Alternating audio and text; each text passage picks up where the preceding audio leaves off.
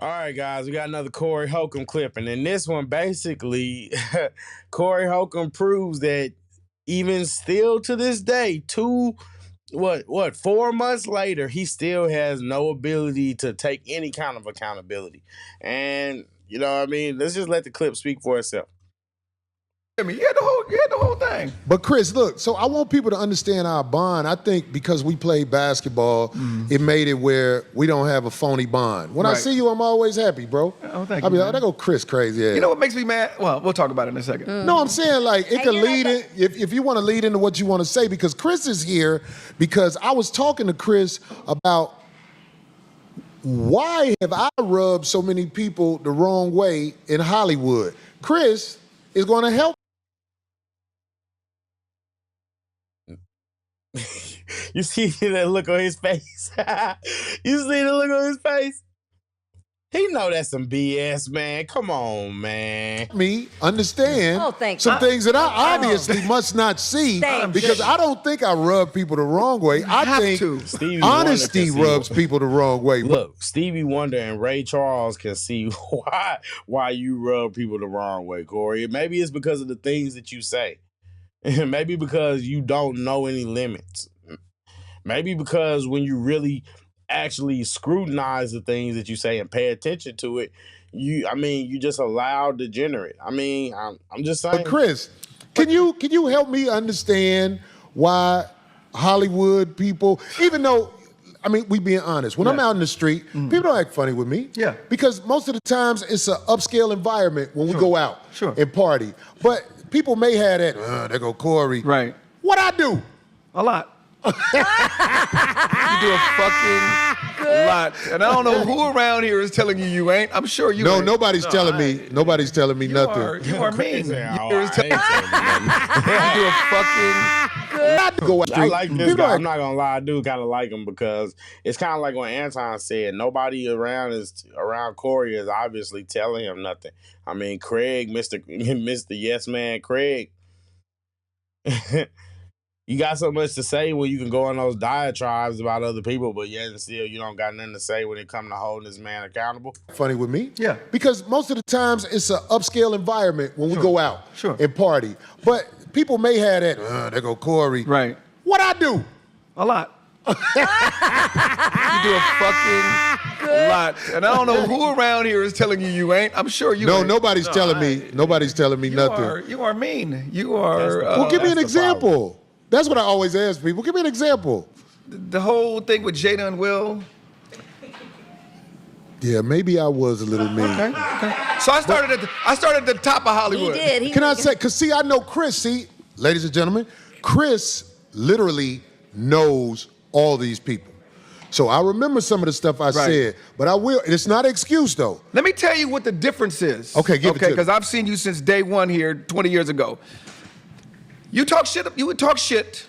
It's been 26 years. 26 years. Oh, that you've been here in LA. I'm talking about, you've been doing this 16. Don't take that away from him. 20 plus years. See, stuff like that makes people, no, I'm joking.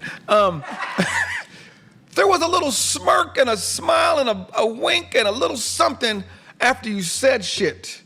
Now it's like there's a vitriol, there's an anger that comes behind some of the things you say, and it's like more painful, if you will. Like you used to go, it's a fat bitch, and then you do a little Corey Holcomb face, and she'd be like, I am kind of fat, I should work on it.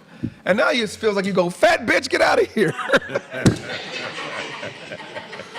Well, I meant it back then, but you meant it both times. But there was a bit of jocularity, some humor towards it. Yeah. You know what I mean? Yeah. You were having fun, and now I'm just going to talk about everything.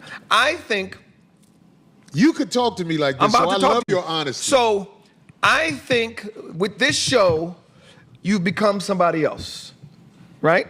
I think this audience loves this shit, right? And this, you're like Dice Clay. This, not a caricature. I don't know, man. It seemed like if you look down in the comments, I'm not a regular 5150 show watcher, but at the end, I've become lately, but you know what I mean?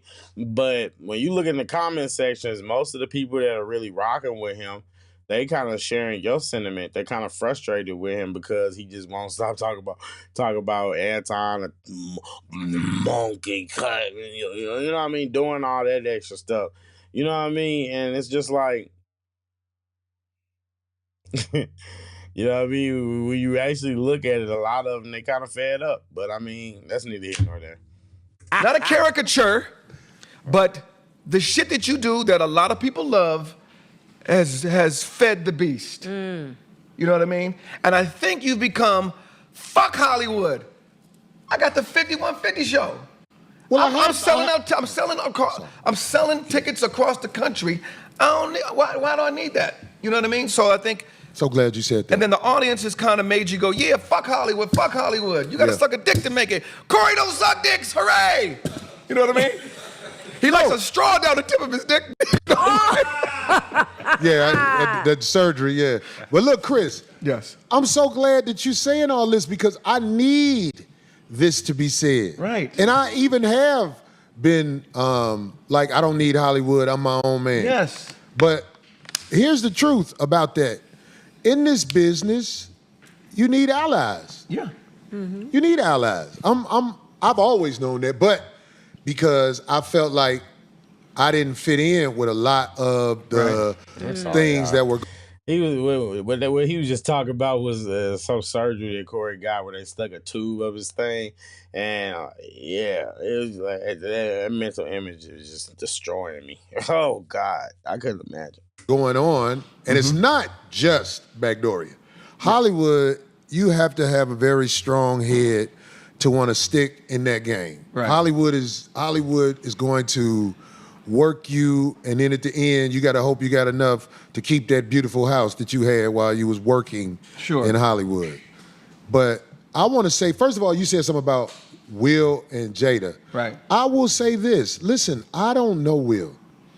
But as a man, I was very, very frustrated seeing what he allowed. Right. But it wasn't personal, even though it may have came out like that. It's absolutely. I don't dislike Will Smith. I think Will Smith is literally one of the best actors in the game. Sure. But that doesn't give it an excuse to say the shit that you said. Now, you can't remember Smith. everything I said. That's the thing. I remember a lot of it. What did I say? You called Because you could tell me. I just remember you called. I think that's what Corey seems to not understand. It's like you're allowed to say whatever you want to say. Freedom of speech, right? Even though people use that, they actually use freedom of speech wrong. But you are allowed to say whatever you want to say. Now, that doesn't mean you're exempt from the consequences of those actions. And some of those consequences just might be that you might get blackballed. Some of those consequences might be that people might not want to rock with you. Some of the consequences might be that they might pull it up 5-10 years later, and now you're getting labeled something that you might have been saying in jest, but you probably just had no business saying in the first place. But that's neither here nor there. Like I said, Corey Holcomb has a problem taking accountability, but that's just, we should be used to that by now. All kind of you called her out of kind of names, and how could he let this bitch do this to him? What kind of That's how I talk. Yeah. But there used to be some humor behind it. So it wasn't no humor with that? Absolutely not. I had a t-shirt that had King Beta Male on it, and we sold all them motherfuckers. Because this fucking audience loves that. Do you think it's just this audience? No, you're selling tickets all across the world. I'm just saying that audience loves that. But what I'm getting to is, now that you become, you were able to say fuck Hollywood and do this and make this empire of your own. I think you could have still been doing this and still doing Hollywood. You know what I mean? You don't even know what you're saying right now, because that's what I'm doing. Listen. Let me give you a story. Can I give you a story real quick? Yeah, go ahead, because I want you to get off, because what you're saying is deep. I think you had a fear of failure, right? Because Hollywood, we've seen niggas move out here and move right back, right? Midnight train to Georgia. Midnight train to Georgia. So it ain't easy to last out here. It's easy. It's almost like when I was a kid and I had a test, and if I studied and got a B, I'd be pissed. But if I didn't study and got a C, I'd be like, whew, that was great. Or if I got a B, whew, I didn't work hard, right? I think you were working hard. You were doing TV shows, guest stars, movies, all that shit. And then all of a sudden, this is me guessing, slowed down, you found your niche, and you was like, fuck that, I don't need that. But I think you could have been doing this. I think you could have been doing this and that at the same fucking time.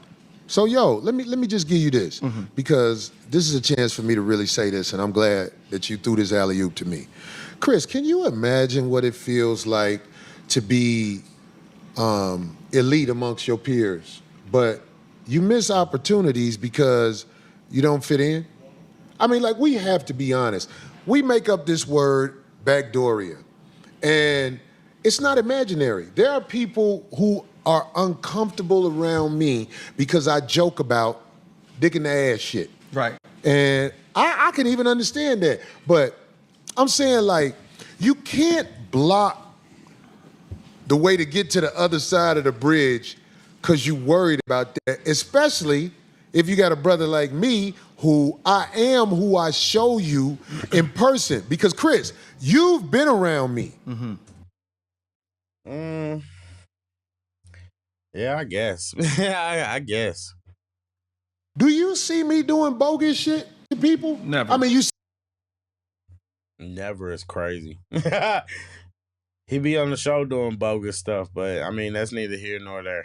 see me talking shit on my show. Absolutely. Yeah. But when I'm around you, I try to be respectful when I'm around my brothers and sisters. Absolutely. Even if they do have backdooria background. Right. I am Yeah, I'm a great person. Hey, I'm a great person. Yeah, I'm gonna call you a homo on my show, but when I see you all, it's nothing but love.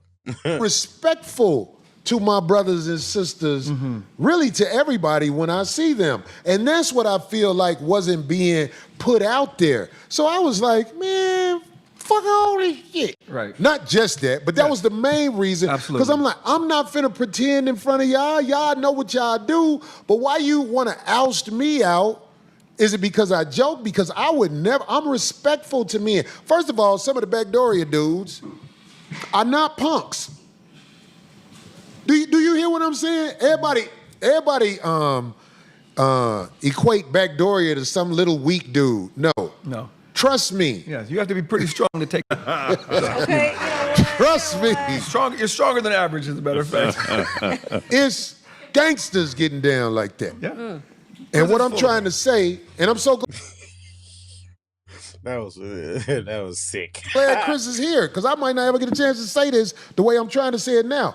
I'm not disrespectful when I'm around my brothers and sisters. I talk crazy on my show, we laugh, we joke. It's not meant to destroy somebody, but I'm not making no excuses. Yes. Because I remember I was very frustrated with our brother Will Smith when he wouldn't be assertive like I feel like I would be. Right. But I lost my wife. You know what I'm saying? So I realized my way ain't the definite way to go, I'll give you but another example. don't put me out there like I'm some dirtbag who's you're hard right. to be around. Let me give you another example. correct a little bit. When you were talking about Chappelle, right? You said a whole thing about him going and bombing for 5 hours, and this shit ain't funny. And then when you came back again later, you like, you know, I kind of misspoke, or you said something like that. He was working out, right? Because that's mostly what he's doing is working out. Because Craig looks so out of it when he not the person that's talking and going on the diatribes, man. Come on, bro. he has the ability, because he is Dave Come Chappelle, back, Craig. to go up Come there on and back. work out shit. Okay. I liked how you came back and said that after. Because Okay. it was different than saying he's Because it bombing. ain't hate. I don't hate Chappelle. I don't know. You don't have to hate to talk shit about somebody. Okay. You know what I mean? I can smoke a bag of that. Yeah, you Because could I'm be gonna like- talk my shit. Yes, you're gonna talk shit for sure. And it seems like for a while you was being too nice after all that shit happened. And I was like, I don't want the nigga to go that far back. Hold on. They was like, hey everybody, how are you? Niggas passing out candy and shit. I'm like, What was I doing that? Babies? He started grabbing He was babies. passing out candy. Oh my how you doing? Hello, my baby. Hello, my darling. I was like, my no. You got the nigga smiling and shit. Chris. You ran for alderman in some city. They did what? Oh, no, but Chris, So you were I'm close glad in you're your saying assessment this. and your breakdown. So he was close. And They with what? And with what you said. No, so what I'm saying is, he would say this shit before. These are the funniest people. No, yeah, no. No, them motherfuckers crazy. They gonna keep on to you, acknowledge Chris them. got Dame Dash face on Keenan Ivory Wayne's head. Yeah, it don't stop, That's dog. crazy. It don't stop. Look, everybody who come on the show, Yeah, but I mean, look, I'm gonna be honest with you. I think that this is important to highlight because this is a person that is Corey's friend. And obviously he's telling him something that nobody else on that podcast has been willing to tell him. Nobody else has been willing to tell him that. And that's just the truth of the matter is that Corey Holcomb just continues to exhibit a lack of accountability. He can't accept being accountability or being accountable for anything. Sorry, I'm tired. He can't accept being accountable for anything. And so even just the very premise of this conversation, I don't understand what I do to people. You know what I mean? And this guy, I feel like he's being honest with him, and it's important to even highlight it because this guy doesn't hate Corey. He's Corey's friend. He's his friend. So, I mean, I don't know. Let me know y'all thoughts in the comment section. I think Corey is just being Corey, and this is just another example. I don't know why he keeps bringing up these people to try to give him some game and some wisdom and then just ignores them. You know what I mean? I don't get it, but I don't know. That's neither here nor there.